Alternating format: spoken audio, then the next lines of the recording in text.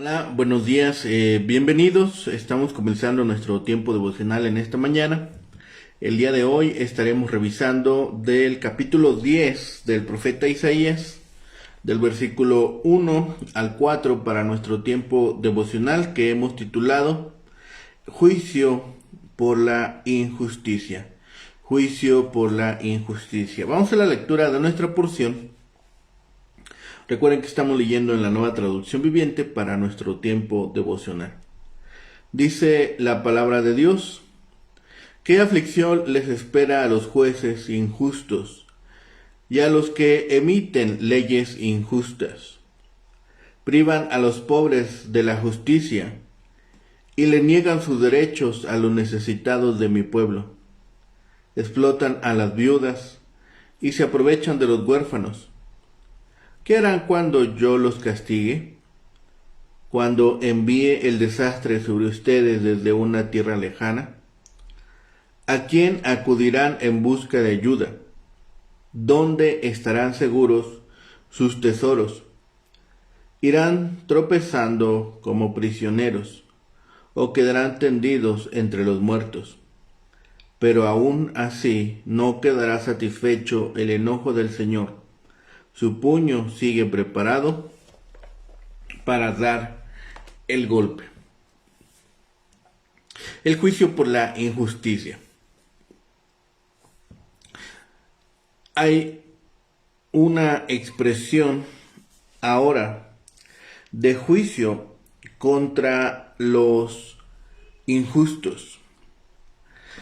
Estos versículos se unen a lo que estuvimos leyendo en días anteriores. El ay de las potestades superiores que conciben y decretan normas injustas. Ay de los oficiales inferiores que les dan vigencia y los registran. Pero ¿qué harán los pecadores? ¿A dónde irán? No son las crudas pasiones de los párrafos anteriores, sino las maldades legalizadas del gobierno, lo que llevan al clímax de esta serie de expresiones acerca del juicio. Se pronuncia este ay sobre los que roban a los afligidos, oprimen a los pobres y escriben leyes injustas. Cuando caiga el juicio de Dios, perderán toda la riqueza que habrán de haber acumulado a costa de soborno y extorsión. Este oráculo de destrucción es pronunciado contra los legisladores de leyes injustas. Esta cuarta etapa es caracterizada por una actividad legislativa bastante prolífica, leyes inicuas y decretos opresivos con el propósito de seguir satisfaciendo los apetitos de los poderosos a costa de los más desposeídos y desamparados del pueblo. A esta altura ya se da a entender que el castigo divino vendrá de lejos a la nación pecadora. La evidencia que veremos más adelante descarta a Siria o a los filisteos e inclusive Egipto. El profeta les dice: ¿qué haréis en el día del castigo y de la devastación que vendrá de lejos? ¿A quién huiréis a pedir auxilio? ¿Y dónde dejaréis vuestra gloria? En el versículo 3. Al final, el versículo 4 de este capítulo 10 es bastante difícil en cuanto a su traducción y a su interpretación. La traducción en la Reina Valera sigue una línea bastante definida. Dice el versículo 4: Irán tropezando como prisioneros o quedarán tendidos entre los muertos, pero aún así no quedará satisfecho el enojo del Señor. Estamos ahora en esta cuarta sección de esta oda, esta construcción poética en tono de lamento. La primera sección señaló el orgullo y la arrogancia del pueblo al confiar en su propia capacidad para reconstruir o volver a plantar después del juicio de Dios, en los versículos 8 al 12 del capítulo 9. En sus dificultades fallaron al no reconocer al que les castigaba y no se volvieron al Señor. La segunda sección del versículo 13 al 17 del capítulo 9 anunció el siguiente juicio de Dios, que consiste en enviarle al pueblo líderes que lo iban a desviar por haber rechazado la verdad divina. Ahora iban a aceptar la mentira. En la tercera parte de este lamento, del versículo 18 al 21, el progreso del juicio continúa a medida que la maldad misma se convierte en un fuego consumidor, como un veredicto sobre su pueblo rebelde. El Señor permite que el mal persista. Abandonados a su propia iniquidad, no encuentran nada que satisfaga sus deseos y se aniquilan entre ellos mismos. Finalmente, en esta sección, en estos 4 versículos, concluye esta oda del juicio. El pueblo que se ha comportado como terco había caído al nivel de depredadores codiciosos. La palabra de Dios no significaba ahora nada para ellos. La habían rechazado desde hace tiempo y habían hecho caso omiso a sus esfuerzos por llamarlos al arrepentimiento. En su estado de rebeldía se habían degradado al nivel de fieras, al acecho de sus presas débiles e indefensas. Los poderosos estaban victimizando a las viudas y los huérfanos. Cuesta trabajo imaginar una condición espiritual más vil que esta. El amor no solo se había enfriado, sino que había muerto. Sin ningún remordimiento de conciencia, los poderosos encubrían el robo con el manto de la legalidad y los tribunales se convirtieron en salas de saqueo. Por la codicia, la compasión por los desafortunados e indefensos había sido echada de lado. La ley natural de Dios, que está inscrita en el corazón de cada ser humano, era impotente para poner fin a su depravación espiritual. En realidad, la ley escrita de Dios revelada en los 10 mandamientos también había sido desechada. Donde Dios había ordenado el amor y la compasión, su pueblo rebelde los había sustituido por un insaciable apetito de riquezas. Cabe la pregunta, ¿qué podemos hacer? ¿Había una opción diferente al castigo? 3 preguntas preceden al anuncio del juicio. La primera se refiere a la amenaza de que vendrá un día de ajuste de cuentas. La segunda sugiere que los codiciosos de entre el pueblo de Dios iban a ser a su vez víctimas a manos de otros depredadores todavía peores que ellos. Como no habían querido ayudar a los débiles e indefensos, tampoco ellos encontrarán socorro en el día de juicio. La tercera pregunta es un reto al valor de las riquezas que esta gente impía había procurado adquirir con tanto ahínco. Ni siquiera pueden darle a alguien sus tesoros para que se los cuiden. El juicio de Dios en sí es terrible.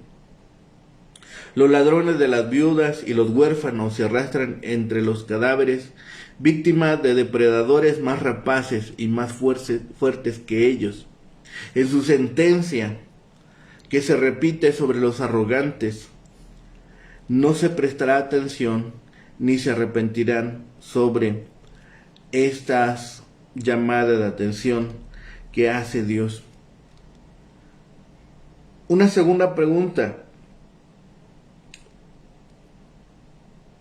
nos sorprende aquí. ¿Es este juicio demasiado severo, terrible, en misericordia para los lectores actuales? La violencia y el derramamiento de sangre que se describen nos podrían sorprender, podrían impresionarnos o sobrecogernos. Sin embargo, aquí la palabra de Dios es clara, pues no es más que la severa proclamación de la ley de Dios. Su voluntad castiga el pecado. Él no lo excusará. Hombres y mujeres tienden a minimizar la falta y excusar al pecador. Si somos culpables de alguna falta, nuestra primera reacción es negarla. Casi simultáneamente buscamos a otra persona a quien culpar. Recordemos el caso de Adán y Eva en el paraíso. El corazón impío del ser humano no quiere oír la voz de Dios, que lo condena y lo castiga por sus pecados.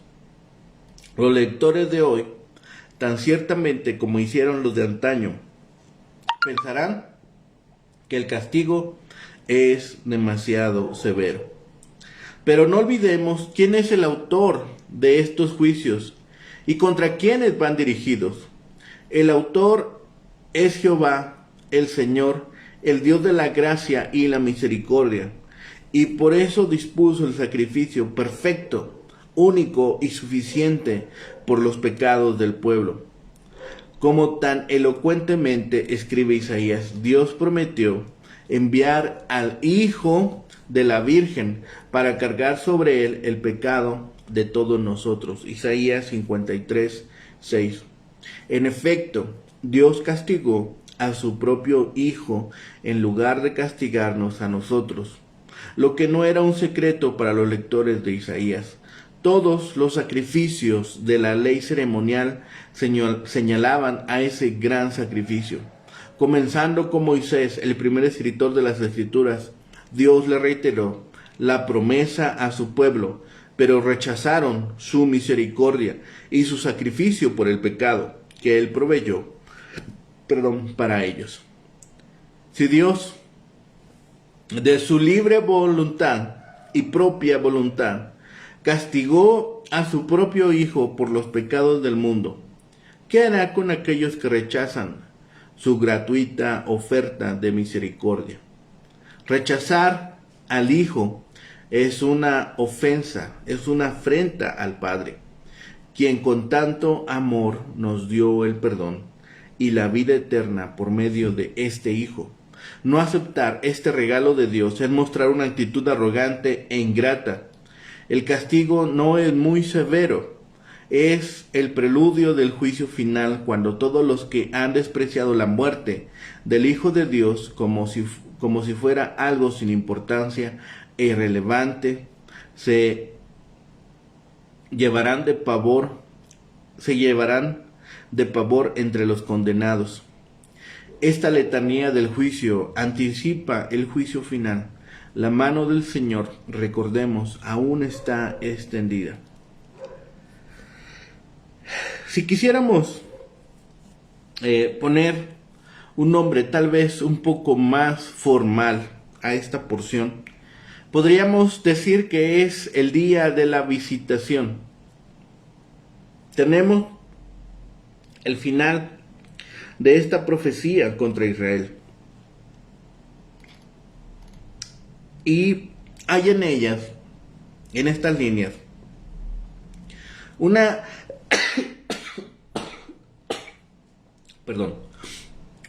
denuncia de los injustos y de los que han actuado como recaudadores.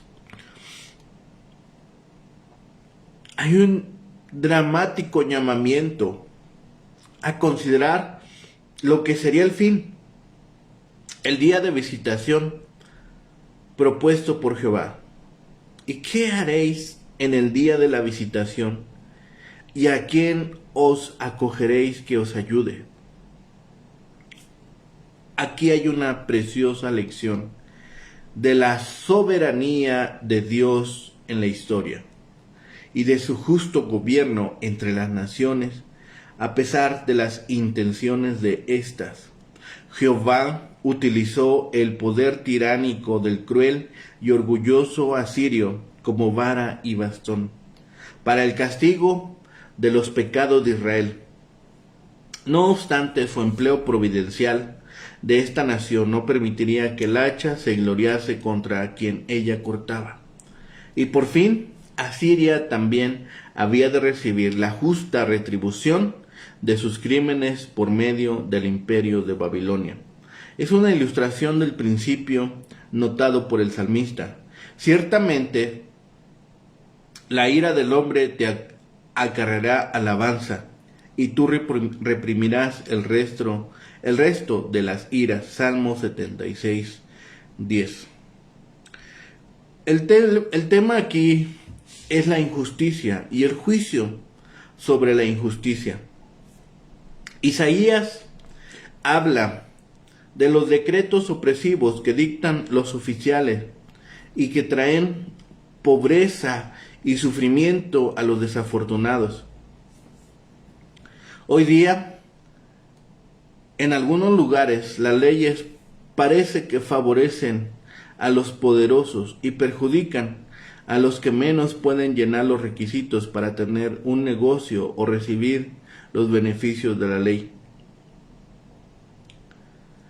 Casi siempre vemos que incluso en el área comercial, los pequeños productores y los vendedores al menudeo son los que siempre son menos favorecidos mediante la legislación. La legislación y su perversión hoy en día se manifiesta de muchas maneras. Pareciera que la legislación favorece solamente al grande y perjudica al pequeño. Hay guerras de precios en que las compañías grandes ahorcan a la competencia. Los requisitos traen como consecuencia precios más altos y muchas veces no permiten la fabricación y comercialización de productos por parte de algún otro proveedor. Isaías condenaba tal conducta, por eso su mensaje es pertinente para el día de hoy. Los líderes corruptos de Israel pervertían la justicia y la equidad, a diferencia del Mesías que las defendería. Así que Isaías pronunció un ay sobre las personas. Los lectores podemos percatarnos de que ese ay se cumplirá en aquellos que siguen los perversos caminos de los líderes. Los dirigentes de Israel eran culpables de 6 cosas. Dictaban leyes injustas, emitían decretos opresivos.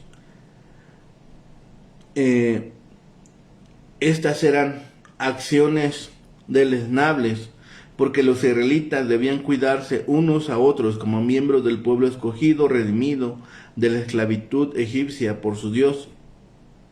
Privaban a los pobres, necesitados, débil e indefenso de sus derechos, e impedían la acción de la justicia, del derecho en sí. Lesionaban a las viudas y despojaban a los huérfanos. Tales acciones, que incluían el abuso de la gente que no se podía defender o defender sus derechos, constituía una violación a la ley de Dios. Por esta conducta, la nación iría al cautiverio. En el asolamiento que les sobrevendría de lejos, nadie les ayudaría por haberse rehusado a ayudar a los que estaban en necesidad. En su furor, Dios enviaría su castigo. Y esta opresión es legislada. Esta opresión ahora ha resuelto Dios llevar juicio sobre ellos. Por eso vemos la denuncia a legisladores y jueces que dictan leyes injustas, es decir, leyes y decretos para defraudar a los débiles y los pobres. El día de la visitación divina, ellos también se agacharán entre los prisioneros. Siempre que las leyes y los tribunales se prestan para despojar a las viudas y robar a los huérfanos, mientras observan minuciosamente todas las formalidades de la justicia, la jurisprudencia ha alcanzado su punto más bajo. Isaías pregunta, ¿y qué haréis en el día del castigo, cuando el juez supremo os llame a cuentas? ¿Qué aliado podrá protegerles de la ira del Eterno? ¿En dónde dejaréis vuestra gloria? Es decir, vuestras ganancias malavidas. Sin Dios como aliado, el exilio y la muerte son su única expectativa. Con el cuarto estribillo, todavía está extendida su mano. Resuena el lúgubre final de la condenación de Isaías.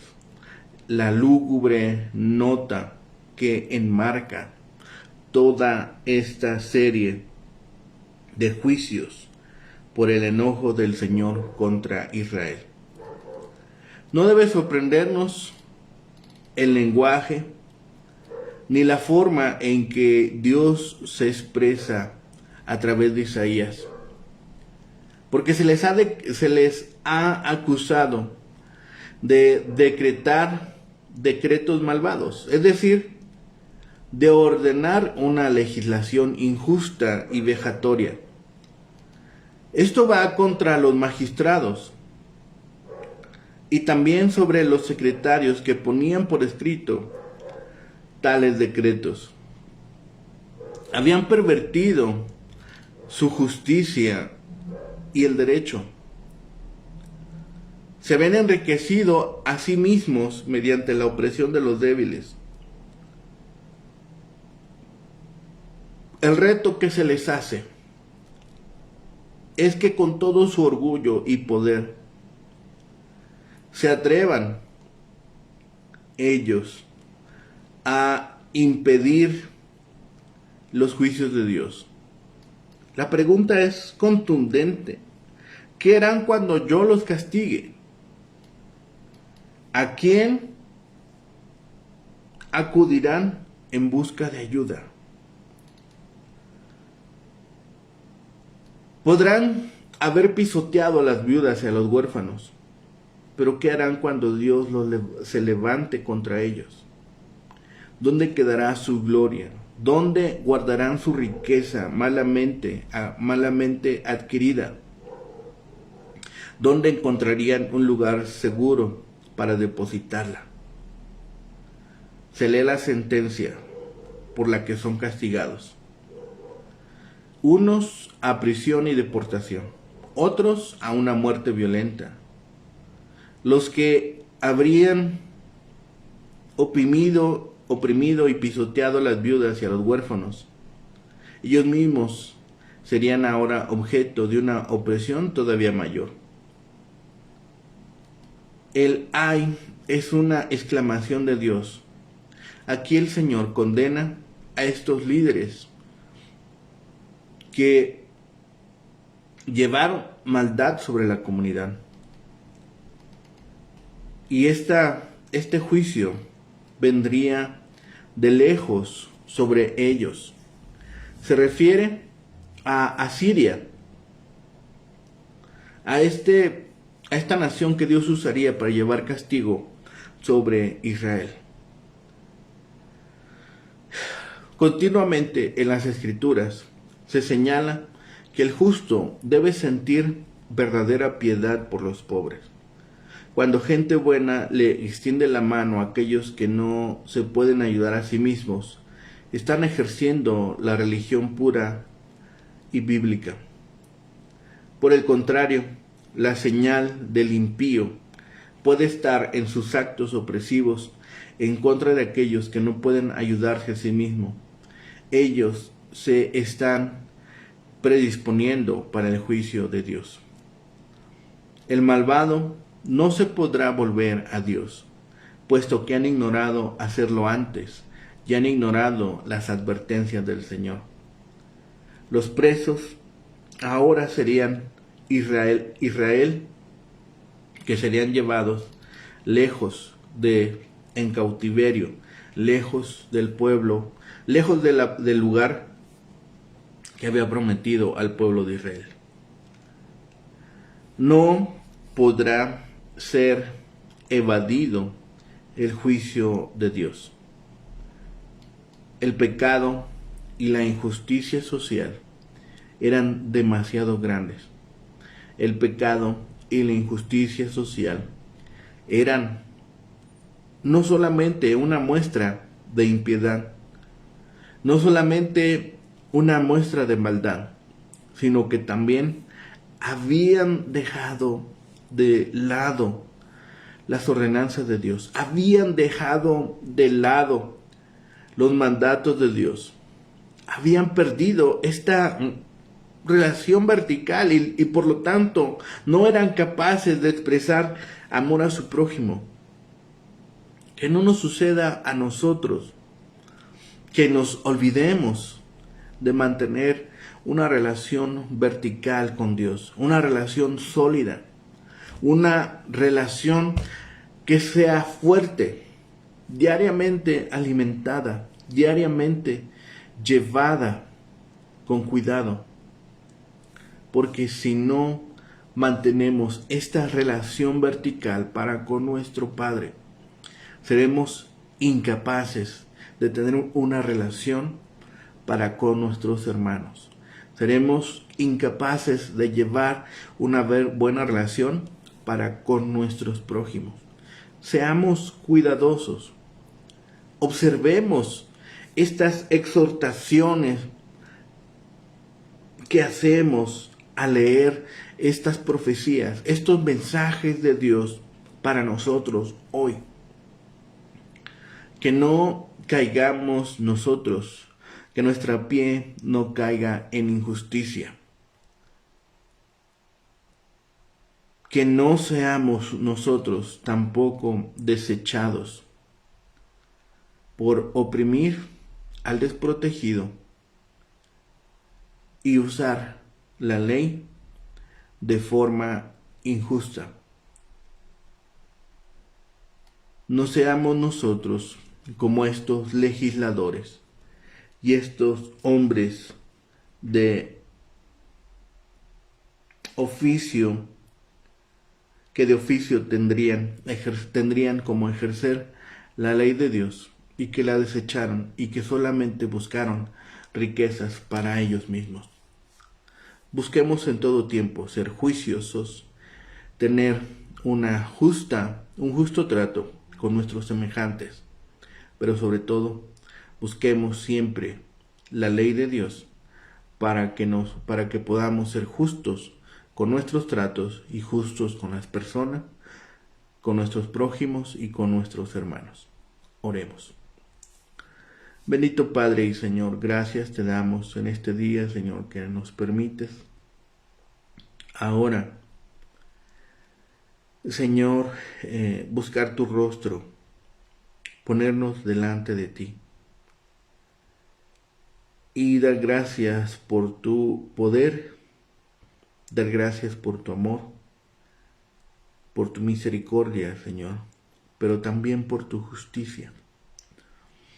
Te pedimos, Padre, que nos permitas ser justos, nos permitas aferrarnos a tu palabra, enamorarnos de tu ley y estar dispuestos a ejercerla en todo tiempo y en todo lugar.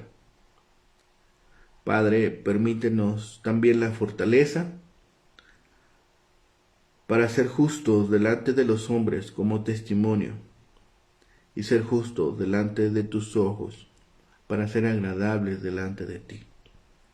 Padre bendito, gracias por todas tus bendiciones. Gracias por tu amor y por tu justicia, porque también de ella aprendemos. Padre bendito, gracias de todas estas bendiciones. Todo lo ponemos delante tuyo. Lo rogamos y pedimos por los méritos suficientes de Cristo Jesús, Señor y Salvador nuestro. Amén, amén y amén. Que tengan un excelente día. Que el Señor les bendiga.